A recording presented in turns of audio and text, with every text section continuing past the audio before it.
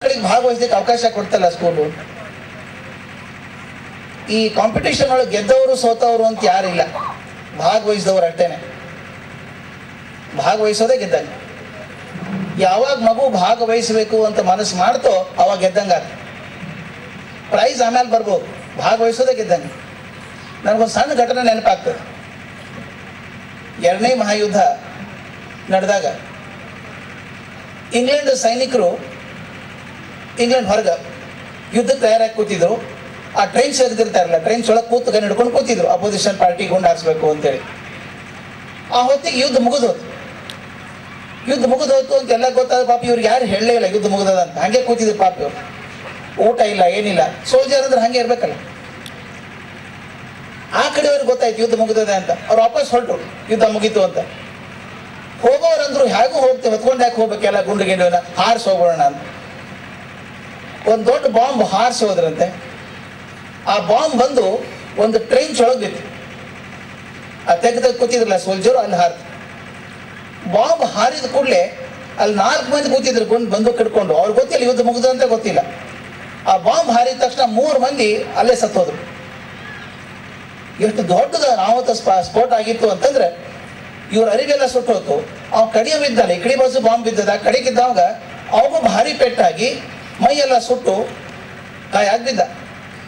ಸ್ವಲ್ಪ ಹೊತ್ತಿಗೆ red cross ಮಂದಿ ಬಂದು 4 ಮಂದಿ ಸತ್ತೋಗ್ಯಾರ ಅಂತ ಹೆಣ ಎತ್ತಬೇಕು ಅಂತ ಬಂದ್ರದ್ದು. 3 ಎತ್ತಿದ್ರು, 4 ನೋಡ್ತಾರ ಬದುಕ್ಯಾ ನೀವೇನ? ಅರೆ ಬದುಕ್ಯಾನಲ್ಲ ಇವ ಅಂತ ಹೇಳಿ ಕರ್ಕೊಂಡ್ಬಂದು ಲಂಡನ್ನಾಗ ಹಾಸ್ಪಿಟ್ಲಿಗೆ ಅಡ್ಮಿಟ್ ಮಾಡಿದ್ರು. ಆದ್ರ ಪರಿಸ್ಥಿತಿ ಹೇಗಿತ್ತಂದ್ರೆ ಅವ್ನ ಮೈ ಮೇಲೆ ಎಚ್ಚರಿಲ್ಲ, ಹಾಕೊಂಡು ಯೂನಿಫಾರ್ಮ್ ಎಲ್ಲ ಸುಟ್ಟೋಗ್ಯದ.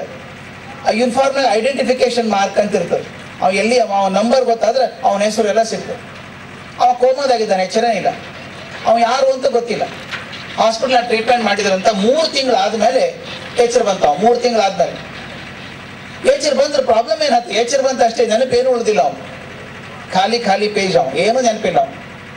ಅವನು ಯಾವೂರವ, ಯಾವ ದೇಶದವ, ತನ್ನ ಹೆಸರೇನು, ಏನೇನು ಗೊತ್ತಿಲ್ಲ. ಬೇಕಾದಷ್ಟು ಮಂದಿ ಮನಃಶಾಸ್ತ್ರದ ಪ್ರಯೋಗ ಮಾಡಿದ್ರಂತ. ಹಂಗದೇನೋ ಏನೋ ಪ್ರಯೋಗ ಮಾಡಿದ್ರೆ ಅವ್ನು ಏನೋ ಬರಲೇ ಇಲ್ಲ.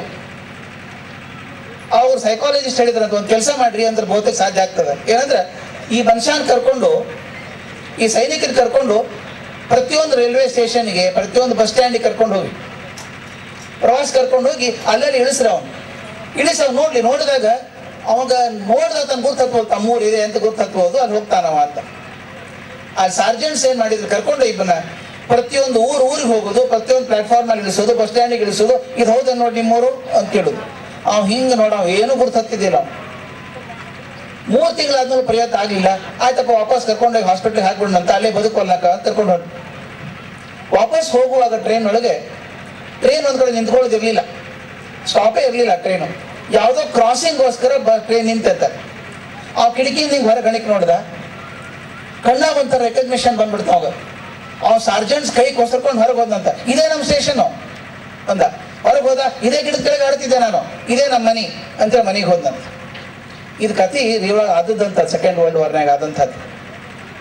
ಈ ಘಟನೆ ನೋಡಿದಾಗ ನನ್ನ ಶಿಕ್ಷಣದ ನೆನಪಾಗ್ತದೆ. ಶಿಕ್ಷಣನೂ ಹಂಗೇನೆ. ಮಕ್ಕಳು ಶಾಲೆಗೆ ಬಂದಾಗ, ಸಣ್ಣವರಿದ್ದಾಗ ಮುಂದೆ ಏನಾಗಬೇಕು ಅಂತ ಅವ್ರಿಗೆ ಗೊತ್ತಿರೋದಿಲ್ಲ. ಅವ್ರು ಏನು ಆಧಾರು ಅಂತ ಕಲ್ಪನೆ ನಮಗೂ ಇರೋದಿಲ್ಲ. ಅವರು ಸೋಲ್ಜರ್ ಹಂಗೆ ಕೂತಾರೆ ಭವಿಷ್ಯ ಫೇಸ್ ಮಾಡ್ಲಿಕ್ಕೆ.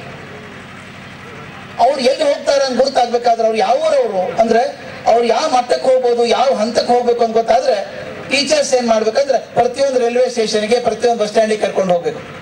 ಪ್ರತಿಯೊಂದು ರೈಲ್ವೆ ಸ್ಟೇಷನ್, ಬಸ್ ಸ್ಟ್ಯಾಂಡ್ ಅಂದ್ರೆ ಅಲ್ಲಿ ನಿಜವಾಗ್ಲೂ ಅಲ್ಲ, ಶಾಲೆ ಒಳಗೆ ಪ್ರತಿಯೊಂದು ಘಟನೆಗೂ ಅವ್ರನ್ನ ಭಾಗ ಮಾಡ್ಬೇಕು. ಎಲ್ಲದಕ್ಕೂ ಎಷ್ಟು ಸಾಧ್ಯತೆ ಆಟದೊಳಗಾಗ್ಬಹುದು, ಕ್ರೀಡಾ ಚಟುವಟಿಕೆಗಳಾಗಬಹುದು, ಅಭ್ಯಾಸದೊಳಗಾಗ್ಬಹುದು.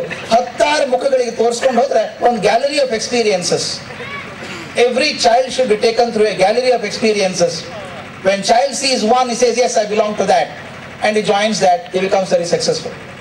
ಆ ಹುಡುಗರಿಗೆ ಗೊತ್ತಿಲ್ಲ ಏನಾಗ್ತೀವಿ ಅಂತ ಹೇಳಿ, ಅದು ಏನು ಆಗಬಹುದು ಅನ್ನೋದನ್ನ ಒಂದು ಮೆರವಣಿಗೆ ಮಾಡ್ಬೇಕು ಕಣ್ಣು ಮುಂದೆ. ಇಷ್ಟಿಷ್ಟವ ನೋಡಪ್ಪ ನಿನ್ ಮುಂದೆ ಅಂತೇಳಿ. ಹಂಗೆ ಮಾಡಿದ್ರದ್ದು ಗುರುತಪ್ಪ ಅಂದ್ರೆ ಈ ಪ್ರೈಸ್ ಕೊಟ್ಟದ್ದು. ಅವು ಎಷ್ಟು ಜಾಸ್ತಿ ಆಗ್ತಾವ ಅಷ್ಟು ಒಳ್ಳೆ ಶಾಲೆ ಅಂತ ಗುರುತಾಗ. ಅಷ್ಟು ಮೆರವಣಿಗೆ ಮಾಡಿದ ಚಿತ್ರಗಳನ್ನ ಅದು ನೋಡಿದಾಗ ಯಾವುದೋ ಒಂದು ಸಾಧನೆ ಹುಡುಗ ಮಾಡ್ತಾನೆ. ಅದಕ್ಕೆ ನಾನು ಪ್ರಿನ್ಸಿಪಾಲನ್ನಾಗ್ಲಿ ಅವ್ರನ್ನೆಲ್ಲ ಕಾಂಗ್ರ್ಯಾಚುಲೇಟ್ ಮಾಡ್ಬೇಕು. ಕೆಲವೊಂದ್ಸಲ ನಾನು ಎಷ್ಟೋ ಶಾಲೆಗೆ ಹೋದಾಗ, ಇಂಡಿಯಾದಾಗಲಿ ಹೊರಗಾಗಲಿ ಹೋದಾಗ ಒಂದು ವಿಚಾರ ಬರ್ತದೆ. ನಾವು ಭಾರತದ ಬಗ್ಗೆ ಬಹಳ ಹೆಮ್ಮೆ ಅಂತ ಹೇಳ್ಕೊತೀವಿ. ದೊಡ್ಡ ಪರಂಪರೆ ಇದ್ದಂತ ನಮ್ಮ ದೇಶ ನೋಡ್ರಿ. ಇಲ್ಲೇ ಹಿಂದೆ ಋಷಿಗಳಿದ್ರು, ಬುದ್ಧ ಇದ್ದ, ಮಹಾವೀರ ಇದ್ದ, ಏನೋ ದೊಡ್ಡವರು ಇಲ್ಲೇ ಬಂದಂತದ್ದು. ಆದ್ರೆ ಯಾಕೆ ಹಿಂಗಾಗೋಲ್ತು, ಈಗ ಯಾಕೆ ಆಗೋಲ್ತು?